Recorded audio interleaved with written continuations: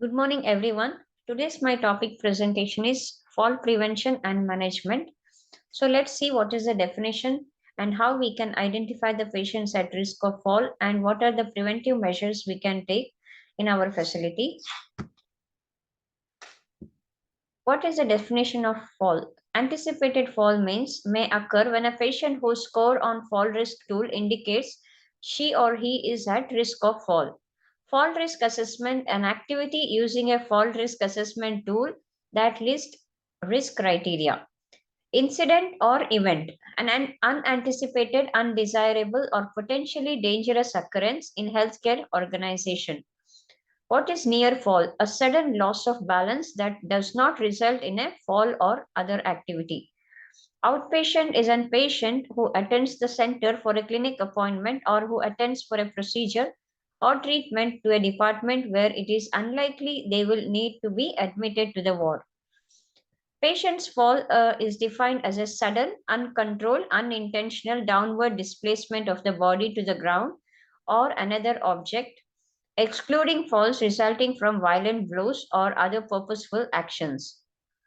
Pediatric fall is divided into four categories: anticipated or physiological intrinsic patient diagnosis or characteristics that may predict a child's likelihood of fall, unanticipated or physiologic intrinsic if no previous history of fall is present and no risk of factors for all fall identified from the admission. Risk factors for fall: environmental characteristics, patient's characteristics, example, disability, age, etc., and clinical or medical diagnosis that is objectively measured to predict the potential for fall. Unintended consequences, the undesired impact of the fall reduction measures, which should be monitored by the healthcare provider. For example, the inappropriate use of physical restraints or fluid intake restrictions may result in injury, impaired circulation, or compromised skin integrity. Unwitnessed fall occurs when a patient is found on the floor and neither the patient nor anyone else knows how he or she got there. What is the purpose of fall risk assessment? Identify the patient at risk of fall in daycare and outpatients and to ensure a proactive approach to preventing falls and further harm following a fall.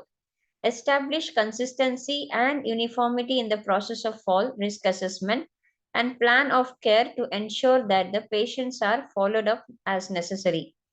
Implement fall prevention management for all patients whose condition, diagnosis, situation, or location identifies them as a high risk for falls. Educate patients and families on measures of fall prevention and promoting safety. Provide guidelines for effective management in the event of a fall. Some scary statistics of fall. Leading causes of accidental death for age of 65 and plus. 1 out of 3 adults age 65 plus falls each year. Most common cause of emergency visits.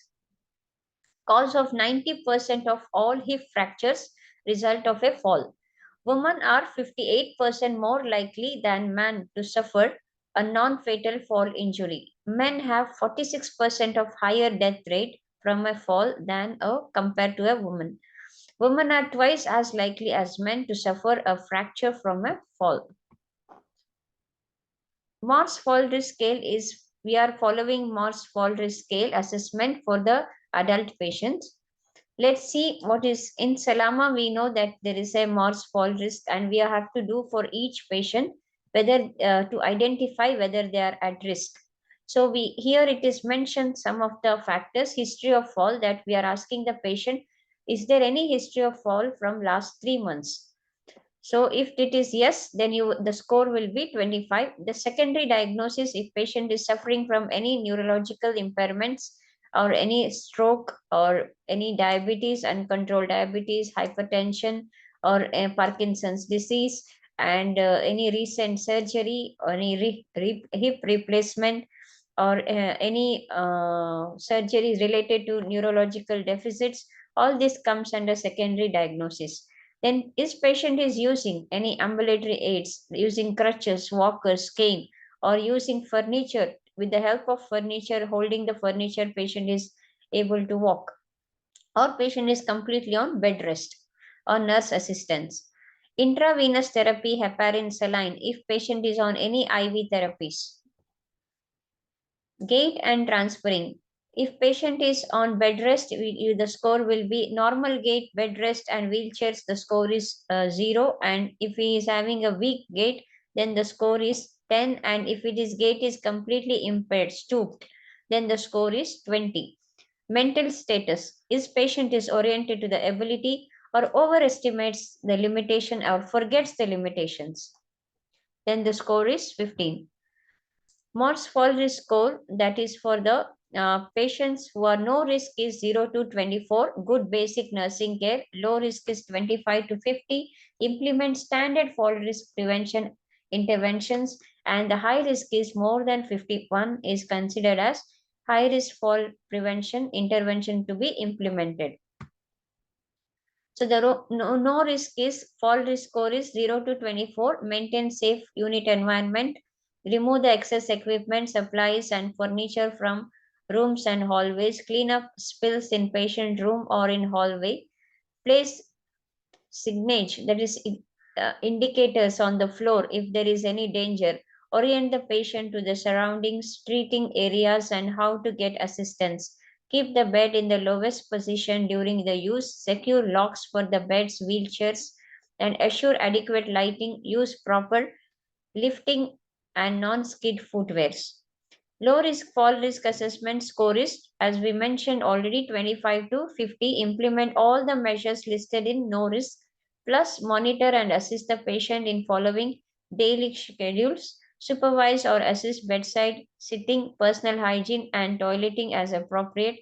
Reorient the confused patient as necessary. Establish elimination schedule including use of bedside commode if appropriate, place frequently needed items within the reach of patient, and keep personal items, ambulatory aids within the patient reach, provide special instruction if patient's vision or hearing is impaired, involve family in patient care and encourage to ask assistance when needed. High fall risk assessment score is more than 50. Here we need to institute all the measures of no fall risk and low fall risk as well. Including this, we have to remain with the patient all the time and while toileting when necessary, transport throughout the center with the assistance of staff or caregivers, consider alternatives such as bedside procedure, notify the receiving uh, person, and evaluate need for the following: moving patient to room with best visual access, low bed, direct observation, walker and bedside commode, apply fall risk sticker to the patient file cover, and refer to the therapist for the further assessment and reassessment. And in DPRC, we are using yellow wristband for the patient who are at high risk for fall.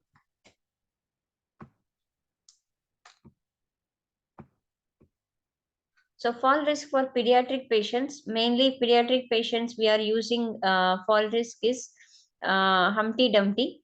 This is a fall risk scale for the pediatric. Then here it is mentioned about the child's age, that is 4 to less than 3 years old, then 3 to less than 7 years, up to 1 to 13 years and above. And gender, male or female, again choose the if patient has any neurological diagnosis, any other diagnosis. It is so there are options are given, choose the appropriate options to get the correct score. And cognitive impairment, if child is not aware of the limitation, forgets the limitation, or oriented to the ability, history of a recent fall, then use of any assistive devices. Patient is, if no devices and patient is completely placed in the bed, you can select as choose option as patient placed in the bed. Or patient is in outpatient area, you can choose the appropriate. So use of any medications, any patient is on any neurological medications, any laxative, narcotics, antidepressants, or any other medications. And so you can choose the appropriate option as reviewing the patient history and the file, and also know, going through the medication list. So Here, the low risk score for the pediatric patient is 7 to 11, and more than 12 point is considered as a high risk. So low risk is in the pediatric is 7 to 11, and the high risk is more than 12. So as per your scores, you can implement the strategies or the measures to prevention of the fall. So here we can describe the operational resources. That is mainly when there is a fall incident, we are going to document it in Aman system. It is an electronic live risk management and patient safety system used to voluntarily report and close the incident, and also to gather details to update the risk register. So Salama, the electronic medical record system, aims to provide patient and authorized care providers access of medical records through a patient portal, and it is also available across the DHA healthcare facilities. So outpatient fall prevention strategies in Salama. We already know that we have a scale, Morse fall scale we are following in DPRC, and for the pediatric we are following Humpty Dumpty. According to the scores that you are going to get from the patient, you are going to implement the fall risk assessment and fall prevention strategies. So, management of fall risk in specialized healthcare centers mainly assess and reassess in the specialized, that is, fall risk assessment is assessed in the patient assessed at DPRC. Then, once the patient assessment happens, fall assess and document the fall risk. That is, we are following in the Salama. Healthcare providers, patient is informed, are also patient's family is also aware, and patient is reassessed. Implement the fall risk interventions, that is healthcare provider will implement. The responsible person here is a healthcare provider, and informing the patient. I stands for the informing the patient as well as the family members. In case patient is not completely oriented, you can educate the family members as well as the caretakers, and reassess the patient. Once the fall event occurred, fall risk measures continuously implemented and managed for fall events. Mainly, we are notifying when there is a fall, we are notifying it to the healthcare team, as well as we are raising the documenting the incident in the Aman system, and we are educating, and we are also educating the patient as well as the caretakers and healthcare team. And as I already mentioned, we are putting a yellow band, wristband for in DPRC for all the patients who are high risk for fall, and we are continuously implementing the fall risk prevention strategies for those patients, and we are periodically evaluating if patient has any risk for fall or how we can prevent the fall risk.